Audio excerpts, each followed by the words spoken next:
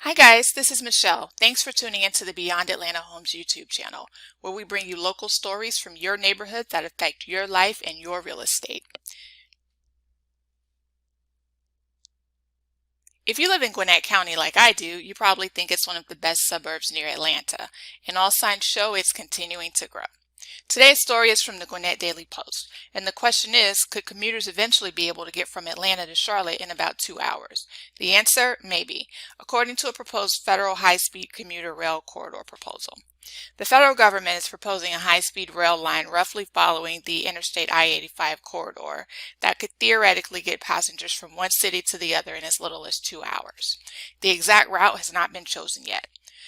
The purpose of the Atlanta to Charlotte DEIS is to improve inner-city passenger travel between Atlanta and Charlotte by expanding the region's transportation system capacity and improving trip time and reliability through the high-speed passenger rail service.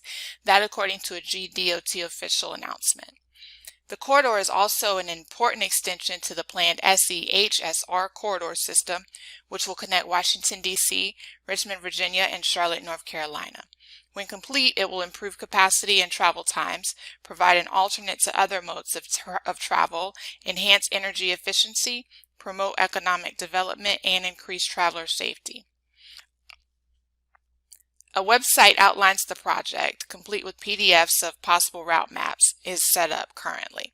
The website shows travel times and speeds on the routes would depend on a variety of factors, including the type of trains used, geography, layout, and the routes and distances between stations.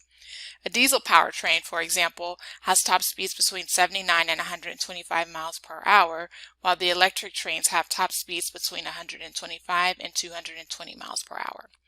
Maps of the three main proposed routes show there would be a limited number of stations along the way, including one in Suwanee. Each possible route, however, includes a variation that would take the route through Lawrenceville and Tucker instead of Suwanee and Doraville. But only one of those variations for a proposed route that would roughly follow Amtrak's Southern Crescent line shows a station in Lawrenceville. The proposed Southern Crescent route would have stations in Hartsfield-Jackson Atlanta International Airport, downtown Atlanta, Doraville, Suwanee, Gainesville, and Toccoa in Georgia, Clemson, Greenville, Greer, and Spartanburg in South Carolina, and Gastonia, Charlotte-Douglas Airport, and downtown Charlotte in North Carolina.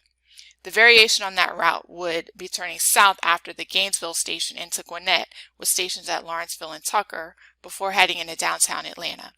The next proposed route is referred to as the I-85 corridor alternative. It would have the same stations in North Carolina, but would drop the Greer and Clemson stations while adding one north of Anderson in South Carolina. Its route into Georgia would also be substantially different, with the Toccoa and Gainesville stations dropped, replaced by a station in Commerce before heading to the Suwanee station. The variation on this route would drop south at around Brazelton and cut through Tequila, Lawrenceville, and Tucker, but it would not include any stops in Gwinnett. The third proposed route is one that departs most from the others, known also as the Greenfield Corridor alternative route.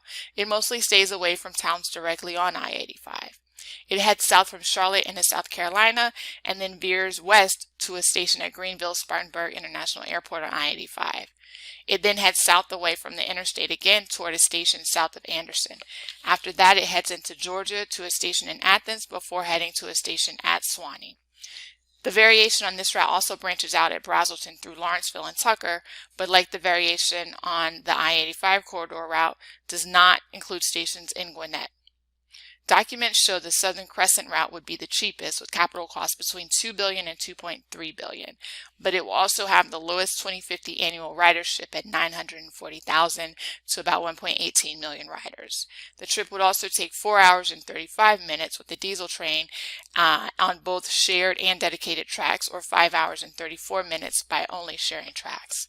The Greenfield route would be the fastest at 2 hours and 6 minutes with an electric train, or 2 hours and 44 minutes with the diesel train, and is expected to have 2050 annual ridership of 5.38 to 6.3 million riders. Its capital cost would be $6.2 billion to $8.4 billion. The I-85 corridor route would have the highest capital cost with projections between $13.3 billion and $15.4 billion. The trip would take 2 hours and 42 minutes with an electric train on a dedicated track, or 2 hours and 50 minutes with a diesel train on a dedicated track. It would also have a 2050 annual ridership of 5.5 to 5.62 million riders. So we have a couple different variations on the proposed routes.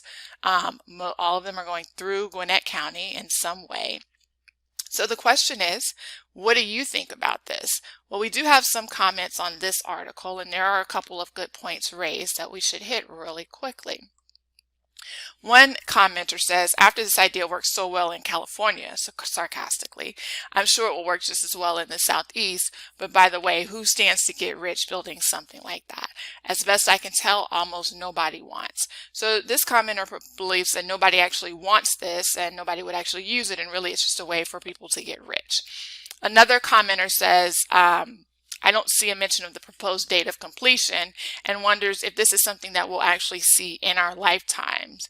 And also talks about following the money on who snatches up the land along the proposed routes, etc. So again, money is an issue. We're talking about billions and billions of dollars here. We also have to consider that land along the routes may get taken over.